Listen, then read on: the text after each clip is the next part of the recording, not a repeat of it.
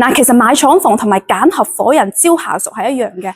能力強嘅話咧，可能就唔聽話啦；如果聽話嘅話咧，可能就冇咁醒目啦。其實買廠房都係一樣嘅，你冇辦法買到10分滿意嘅廠房，其實7分滿意就已經 OK 啦。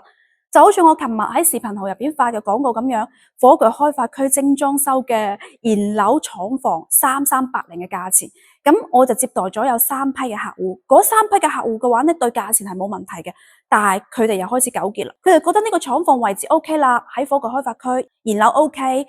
精裝修 OK， 50年嘅紅本廠房 OK， 價錢非常之 OK。佢覺得1000個方嘅面積太細，4000個方嘅面積又太大啦。如果啱啱好係2000個方到3000個方嘅話咧，就好實用啦。佢糾結緊7台嘅貨梯太多啦。以前咧就冇得你揀嘅時候咧，你就會覺得價錢係最大問題。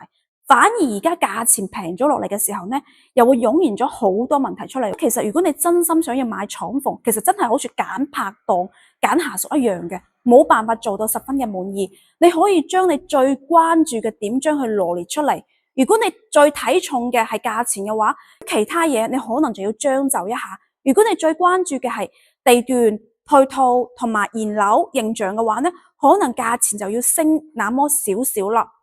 但係我最近推薦嘅嗰個火炬3380嘅價錢真係好抵嘅，我覺得大家唔應該咁糾結噶。11月份嘅話咧，就買廠房最好嘅時機，最好傾價錢嘅時機啦。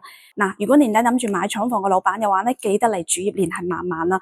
慢慢真係有好多筍貨，唔方便喺公開平台透露嘅，因為最低嘅價錢嘅話咧，都係慢慢帶住你去揾業主傾噶。